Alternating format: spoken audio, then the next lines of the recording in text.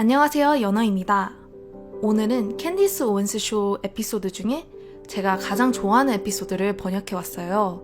사실 제가 웬만하면 인트로를 잘 안 하긴 하는데요. 오늘은 영상이 좀 길기는 하지만 정말 중요한 내용이 될 것 같아서 이렇게 인트로까지 만들게 됐습니다. 받아들이기는 조금 어려운 내용이 될 수 있지만 우리가 결코 지나쳐서는 안 되는 내용이라는 걸 꼭 강조하고 싶어요. 이 영상의 주인공은 팀 발라드, Operation Underground Railroad라는 전 세계의 인신매매범들을 잡아들이고 인신매매 피해자들을 구해주는 참 귀한 단체입니다. 이 단체 덕분에 매년 수천 명의 피해자들이 구조됩니다. 그리고 수백 명의 범죄자들이 잡힙니다. 자, 그럼 그분의 이야기를 직접 한번 들어보실까요? In the wake of 9/11, I jumped over. In fact, I was still, even before the name Homeland Security came out, I was already going into what was called the Immigration and Customs Enforcement. It was ICE. Okay, so, which, by the way, ICE does more than any other agency in the world to knock out pedophiles, so because I know that's been a topic and people want to get rid of ICE. That's insane to me. Absolute insanity. But anyway, so I worked under ICE. I was the Department of Homeland Security Investigations. And I went down on the border to combat terrorism. And I was there for only 6 months. I had the office I wanted, and I looked into Mexico from my office. We were crawling under tunnels. We were finding all those tunnels during this time. This was the early 2000s. And we were, doing what I wanted to do. And my boss called me in and he said, "Hey, we've selected you to help us start this new group, an anti-child trafficking group." And I literally, like most of my colleagues and even the world, what's child trafficking? What are you talking about? No one was talking about it then. And it turns out it's the fastest growing criminal enterprise in the world. All right, Tim, I'm going to cut you off and tell you that. I was ignorant even about that fact. So the fastest growing enterprise in the world is child sex trafficking. Fastest growing criminal enterprise in the world is the selling of people. Wow. Yep. 30 million people are enslaved. About 8 million children are enslaved, whether it's sex slavery, slave labor, or organ harvesting, which is something we are working on mostly in the Middle East right now. Okay, I don't think the majority of Americans know that information. They do not know that. That is incredible. No. Okay, so you get that call, you didn't know what it was, and you say, hey, you're now going to be the guy that's working on that. What next? So we start working these cases, and I was scared to death. I said no at first. I went back to my wife, and I said, "Can you believe they asked me to work this?" And we had little children at the time, and she says, "There's no way you're doing this. You'll bring darkness into our house." I said, "Yeah." So I went. I was preparing my speech to tell my boss no. He's a big, burly guy. I was scared of him. He had this big hook mustache, and I had to go tell him no.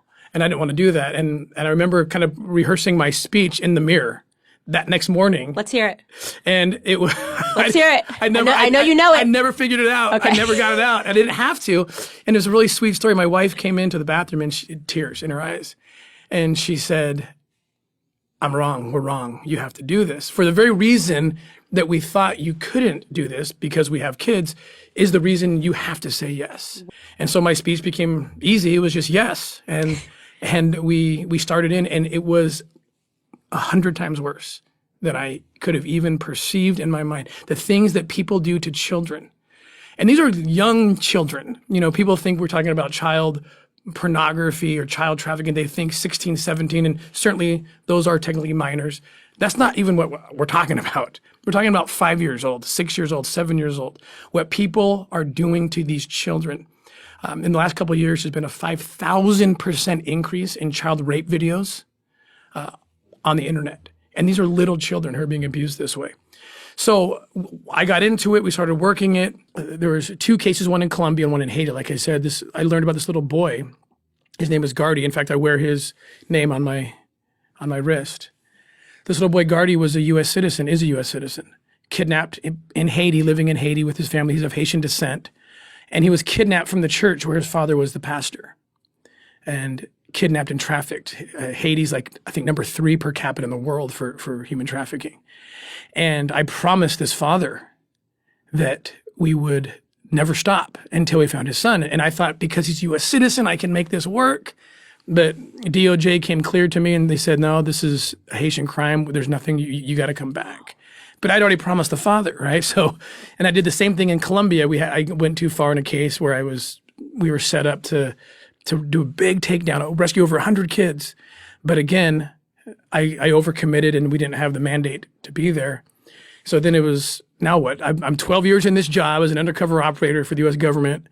And I went back to my wife and I said, what do we do? I can't work these cases anymore. And it was my wife. It's always my wife, by the way, who directs me. And none of this would have happened without her. She says, well, it's very simple. You have to quit your job and we'll just figure it out. So we went down and we quit. We started this foundation. I pulled in a kind of a coalition of willing people who would work for free because I didn't have enough money. Former Navy SEALs, guys I knew in the government who came in, former FBI, Homeland Security guys, local cops. And we went down and we were successful. We went in Colombia and rescued over 100 kids. Wow. I want to ask a question. When you say I know you're oversimplifying. We went down there, we liberated them, right? Yeah. That sounds super easy. Like you pressed a button and Yeah. it's not pressing a button. No, it's not.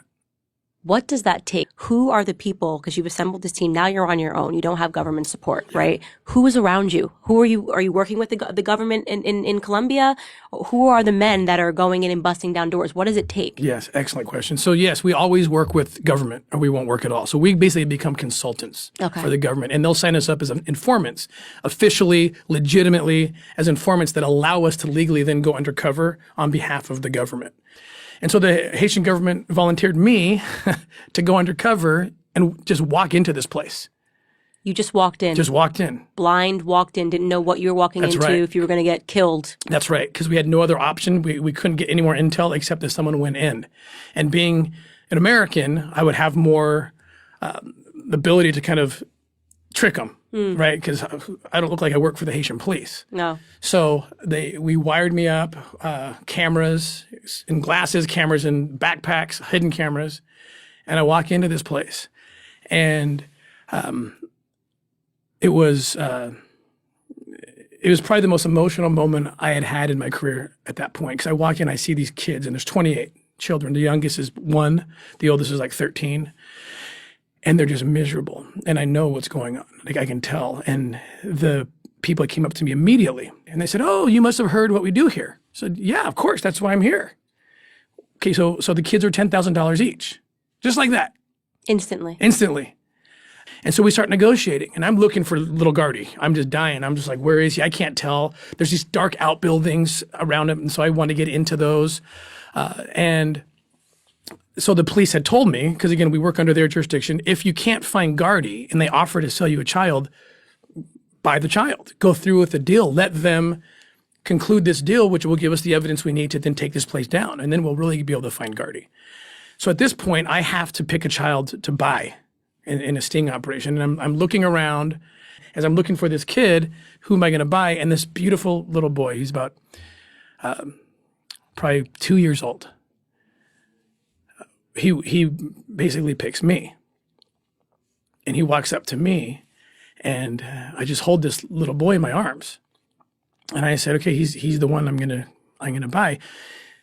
I take him in my arms and I walk into some of the outbuildings while my colleague is keeping the traffickers occupied, negotiating a price and so forth. And so I'm looking in. I got my camera to pick up any other faces, any other children, and as I'm walking into this dark outbuilding on this premises, this dirty, smelly, evil place, I hear the footsteps of another child who's following me. And I swing around and there's this 3-year-old girl. And I'll tell you in a minute why I'm getting so emotional. There's a reason. And she's looking at me and she's looking at him, and I want to kind of get her out of the way. I don't want to create, a lot of attention around what I'm doing. So I give her a candy bar. Now these kids are all, we find out later, and I could tell in the moment, all of them are on the verge of starvation. She's probably never seen a candy bar. And I said, take this outside, you can eat it outside. And I have children, I know they respond to that. This little girl did something I'd never seen any child do. She took the candy bar, she broke it in half, almost like muscle memory, not even thinking, without taking her eyes off the little boy in my arms, breaks that candy bar in half and hands the other half to the little boy. And I just knew, God told me in that moment. They're related. They're brother and sister. Wow. All they have is each other. That's it. And what have I done? How many Americans have come down to this place, picked up a child, and that child disappears forever, and this little girl's not going to let that happen. And so I broke the cardinal rule of undercover operators in that moment. this first and last time I ever did it, I broke this rule by telling them who I was, that I am here to help them, and then they need to help me, and just go along with what I'm doing, and we will get you guys out of here. And she knew this girl's brilliant. She's gifted in a way that most children aren't. And so she does, and she goes along with this. We end up getting the kids out. We buy those kids in a sting operation, in a sting deal. We had to go to another hotel that we had set up where we had cameras wired to make sure we got all the dialogue and all the evidence we needed. It went off perfectly. The traffickers got arrested. They liberated the orphanage, the false orphanage. And little Gardy, of course, wasn't there.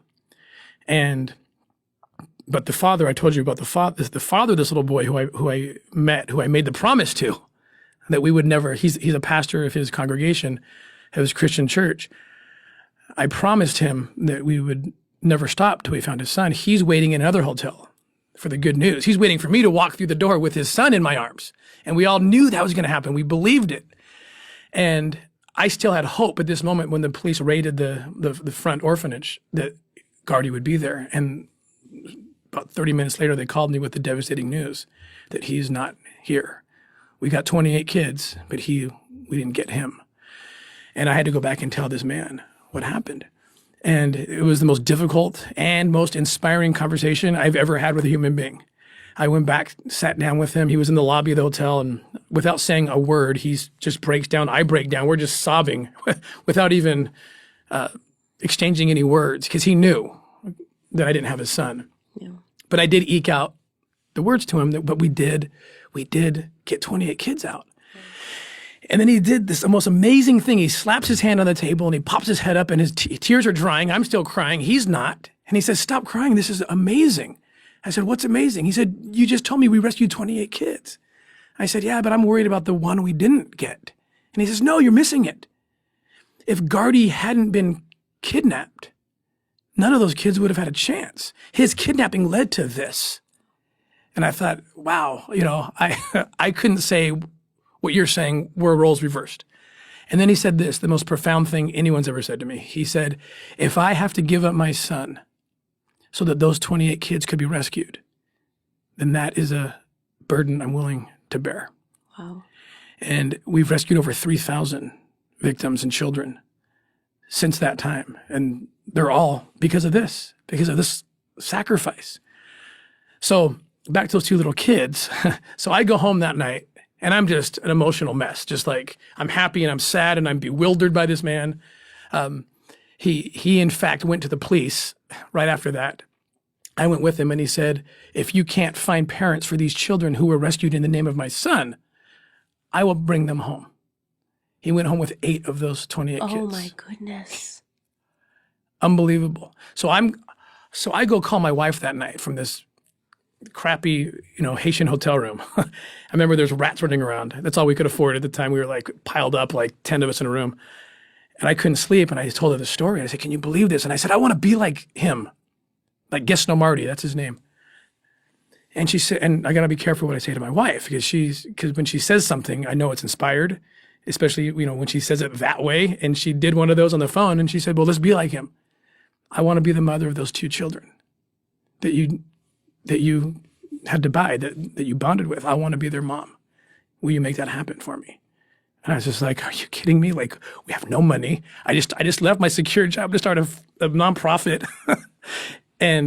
But I knew that she felt it, and we did it. And those kids have been home for 2 years now. Oh my goodness. That is such an incredible story. So we have 7 of our own. So that made 9. You have 9 children. We have 9, yeah. Wow. Yeah. Just doing the God's work. I mean, that really is God's work. And I really want to just add some, not credit, but just to sort of speak about what your wife was experiencing and what she's feeling. Because as soon as you said, "Oh, honey, they had me on sex trafficking," and her initial response, that would have been my initial response. Because it's a topic that no one wants to talk about. And it's because it actually so deeply affects us that we want to pretend that it's not happening.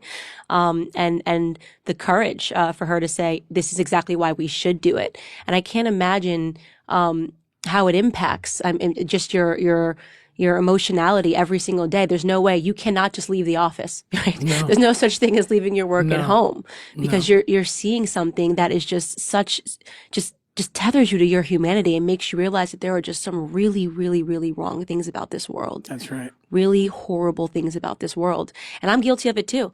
You know, I try to, like, you know, you want to turn the faucet off on certain types of evil because you just can't stomach it. And talking about this issue in particular is really hard for people. And I think that's really why so many of us are ignorant about just how extensive the issue really is.